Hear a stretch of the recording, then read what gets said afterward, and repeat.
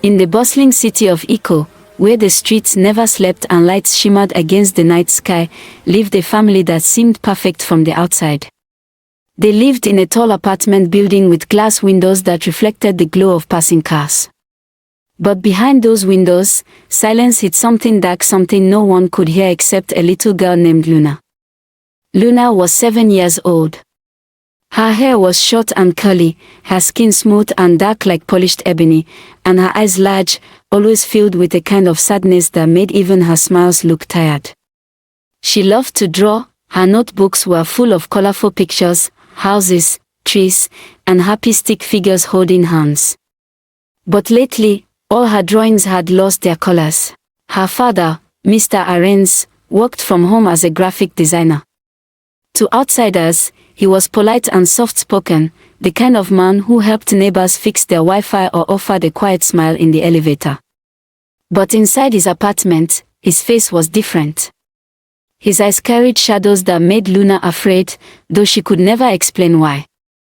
Her mother, Mrs. Aisha, was the opposite, loud, confident, and always in motion. She owned one of the biggest fashion boutiques in the city. Every morning, her heels clicked across the marble floor as she prepared to leave. Perfume, phone calls, and business laughter filled the apartment. Her life revolved around clients, fabrics, and Instagram posts that showed her smiling beside piles of cash and designer bags. "Luna, don't forget to eat the noodles I left in the pot," she would say as she rushed out. "Yes, Mommy," Luna would whisper from the couch, clutching her drawing book. Luna loved her mother deeply, but she rarely saw her. When she tried to talk, Aisha was either on a call or scrolling through her phone. Then there was her father, always home, always watching. He worked from a corner of the living room, surrounded by computer screens. Sometimes, when the hum of the city faded, Luna would feel his presence near her door at night. She didn't understand why her chest would tighten or why tears would come without warning. She only knew she didn't feel safe anymore. One rainy evening, while thunder rolled over the city, Luna sat on the edge of her bed drawing quietly. The rain against the window made her feel a little less alone. But when she heard the slow sound of her father's footsteps, her crayon slipped from her hand. "Luna," his voice came softly, "Daddy wants to talk to you." Her heart started to beat faster. She didn't understand the strange things he did, only that they hurt and made her want to disappear. Later that night, when the apartment was silent and her mother hadn't come home, Luna sat in the dark whispering to her pillow, "Please, God, let Mommy stay home tomorrow." But the next day came like all others. Aisha was up early, her phone ringing, her bag packed. Luna tried again. "Mommy," she said quietly, tugging at her mother's sleeve, "can I tell you something?" "Not now, Luna." "I'm late already," Aisha said, glancing at her watch. "We'll talk when I get back." "But it's important," Luna said, her small voice trembling. Aisha sighed, irritated. "Luna, please. You always pick the wrong time. Be a good girl and stay out of trouble." She was gone before Luna could speak another word. The door shut, and with it, Luna's hope. Hours later, she sat at the dining table staring at her food, untouched. The clock ticked loudly. Her father's footsteps echoed again from the hallway. "Luna," he called, "come to the living room." Her small body froze. Her hands trembled. That night, she didn't sleep. The city outside glowed with lights and laughter, but inside, her world was breaking. Days turned into weeks. Luna grew quieter. The once bright and talkative little girl stopped drawing.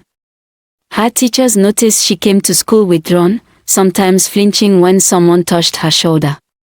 They thought maybe she was shy or adjusting to her parents' busy lives. No one knew the truth. One Saturday afternoon, when her mother finally had a day off, Luna saw a chance. Aisha was seated on the couch counting cash from her boutique sales, receipts spread everywhere. Luna hesitated, then whispered, "Mommy, can I tell you something?" Without looking up, Aisha replied, What is it, my dear? Luna swallowed hard. It's about Daddy. Luna, not now. Aisha cut in sharply, irritation flooding her voice.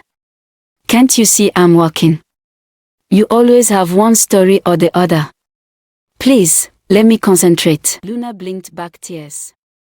But mommy, enough. Aisha snapped, finally glancing up. You know your father works so hard to keep us fed. Stop making up silly stories. Do your homework. Luna nodded silently. The paper money on the table seemed more important than her words. She turned and walked back to her room, her small shoulders shaking. That was the moment Luna stopped trying. At night, she lay awake staring at the ceiling, hearing her father's steps, feeling her mother's absence. She had learned that adults didn't always protect you, sometimes they were the reason you needed protection. Days turned into weeks, and weeks into months. From the outside, the Oren's family still looked perfect, a modern city couple raising a quiet, well-behaved daughter. Aisha's boutique was growing fast. Her shop had become a landmark in Suralaya, known for elegant fabrics and imported designs. She even made the papers once, City's Young Female Entrepreneur of the Year. Her husband posted congratulatory messages online, always smiling beside her in photos. But when the cameras disappeared, so did his kindness. Luna stopped going out to play with the neighbors' children. She stopped singing too. Her laughter, that soft melody that used to fill the living room, faded like an old song no one remembered the words to. One evening, her teacher, Mrs. Teyo, called home. Madam Aisha, please, is everything okay with Luna? Aisha, busy balancing her accounts, replied, of course. Why do you ask? She's become so withdrawn lately. She hardly talks, and she cries sometimes in class, the teacher said softly. Aisha forced a laugh. Oh, madam, you know children now. Maybe she's just moody. But I'll talk to her. But she didn't. When Aisha hung up, she sighed, opened her ledger again, and went back to work. Luna sat quietly in her room, tracing circles on her notebook. Her heart ached. She wanted to tell her teacher the truth, but fear had built a cage around her. Her father's words echoed in her mind, if you ever tell anyone, Luna, you die. Do you want to die? She had seen anger in his eyes before, enough to believe he could make it happen. So she kept quiet. One night, a loud storm hit the city. The power went out. The apartment was dark, lit only by the red glow of the inverter light. Aisha was at a late-night business meeting. Luna sat under her blanket, praying silently. Then she heard the door creak. Her father's footsteps approached again. Her breath froze in her chest. Please, Daddy, she whispered before he even spoke. Please, I don't want to. But he didn't stop. The next morning, Aisha came home tired, carrying shopping bags and phone messages. She saw Luna sitting on the couch, her knees drawn to her chest, eyes empty. Luna, are you okay? She asked casually. Luna looked up slowly. Mommy, when you're gone, Daddy hurts me. Aisha frowned, confusion mixing with irritation. What do you mean he hurts you? Did he beat you? You know your father loves you, right? Tears filled Luna's eyes. No, not like that. Then like what? Aisha pressed, glancing at the wall clock. I have to get ready for work, Luna. Can we talk this evening? Luna stared at her mother's perfectly powdered face and shiny earrings. Her heart sank again. You never listen, she whispered. Aisha sighed loudly. Oh please, not this again. You children these days are so dramatic. I have to go. We'll talk later. Later never came. For weeks, Luna drifted like a ghost. The only sign that she was alive was the sound of her breathing at night. Even her drawings had stopped, her notebooks were empty now. Her teachers gave up asking questions. Her mother stopped noticing. And her father continued pretending to be a good man. Until one evening, something changed. Aisha had forgotten her phone charger at home. She had a late appointment with a supplier, but her phone battery was dying. Frustrated, she told her driver to turn back. "Let me just grab it quickly," she muttered. When she got home, the house was quiet. Too quiet. She expected to hear Luna's cartoons or the sound of the washing machine, but the air felt thick. She placed her handbag on the counter and walked down the hallway. Then she heard it, a faint sound coming from Luna's room. She froze, her pulse raced. She pushed the door open slowly, and what she saw made her scream. The next few minutes were chaos. Aisha's voice echoed through the apartment like thunder. "Arins, what are you doing? God, what have you done?" Her husband jumped back, face pale, hands trembling. "Aisha, wait, it's not what it looks like, not what it looks like." She screamed again, rushing to Luna and pulling her into her arms.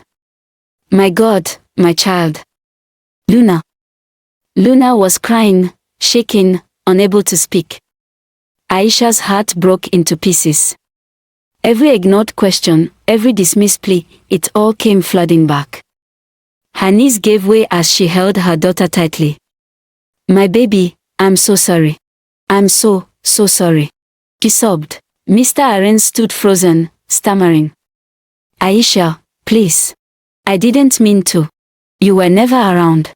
I just, shut up," she screamed, her voice raw with rage. "You monster. You destroyed our daughter." The neighbors heard her cries. Soon the building was filled with noise, doors opening, whispers, someone calling the police. When the officers arrived, Aisha could barely speak. She was shaking, holding Luna tightly in a blanket. Mr. Arens tried to explain himself, but every word he said made it worse. He claimed loneliness, neglect, temptation, but no one listened. No one cared. He was taken away that night. As the police van disappeared into the dark street, Aisha sat on the staircase holding Luna, her tears mixing with the city rain. For the first time in years, she wasn't thinking about her shop, her clients, or her money. She was thinking about the cries she had ignored. The moments she had dismissed. The little hands that had reached out for her, and she hadn't held them. And now, the silence in her home was unbearable. Aisha visited her every day. She would sit by her bed, watching her daughter draw small shapes on paper. "Can you draw something for mommy?" she asked softly one afternoon. Luna didn't look up. "I don't know what to draw anymore," she whispered. Aisha's throat tightened. "You used to draw happy things. Houses. Trees." "I don't remember what happy looks like," Luna said, her little voice breaking. Aisha turned away and wept quietly. At night, when she returned home, she couldn't bear to enter Luna's room. Everything there reminded her of what she'd missed: the small backpack by the corner, the broken crayon box, the stuffed rabbit on her bed. The walls seemed to accuse her. "You didn't listen," they whispered. "She tried to tell you." She quit her boutique soon after. The employees were shocked. The famous Madame Aisha, who once never took a day off, suddenly vanished from the business scene. Her friends called, asking why.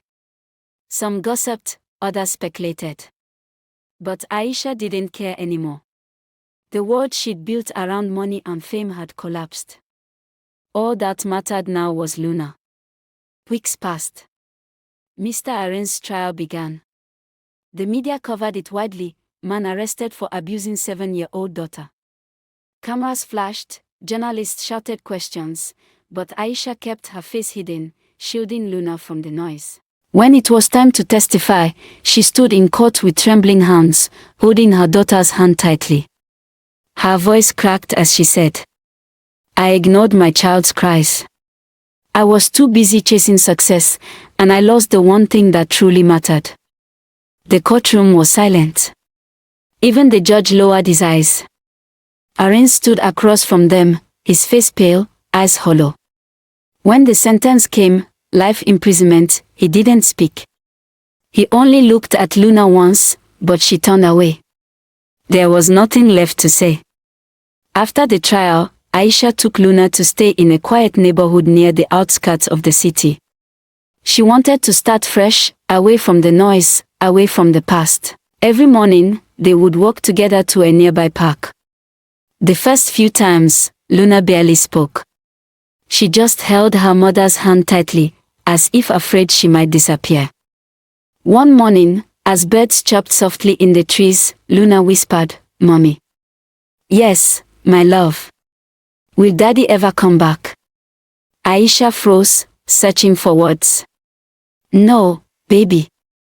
Daddy did something very wrong. And when people do wrong things, they have to face the consequences."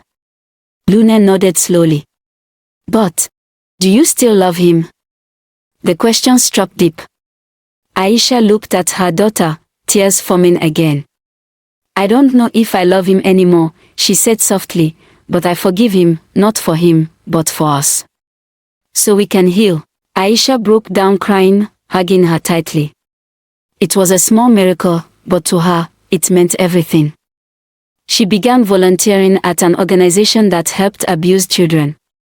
She shared her story, not as a businesswoman, but as a mother who once failed to listen. "I used to think providing money and food was love," she told a room full of parents one afternoon. "But love is listening. Love is presence. Love is hearing your child even when you're tired, even when you think it's nonsense. Because sometimes, those little words might save their lives." Her story touched many hearts. Some cried. Others reached for their phones to call their children, just to ask, "How are you, really?" As for Luna, she continued to heal, slowly reclaiming her childhood. She started smiling again, shy, but genuine. She planted flowers outside their new home, painted her walls yellow, and filled her notebooks with colorful drawings. One night, as they sat together on the balcony watching the city lights, Luna rested her head on her mother's lap. "Mommy," she said softly, "I'm not scared anymore." Aisha brushed her hair gently. "You're the bravest girl I know." They sat in silence for a while, listening to the hum of the distant city. Then Luna whispered, "Mommy, when I grow up, I want to help other children who are scared like I was." Aisha smiled faintly, tears glistening in her eyes. "You will, my love. You'll shine brighter than the city lights." The night breeze was cool. Somewhere in the distance, sirens wailed, traffic buzzed, life went on, but for Aisha and Luna, time stood still. In that quiet moment, surrounded by the faint glow of streetlights, healing finally began. Moral of the story: a parent's presence is more valuable than all the wealth in the world. Listen to your children when they speak. Subscribe, like, share and comment.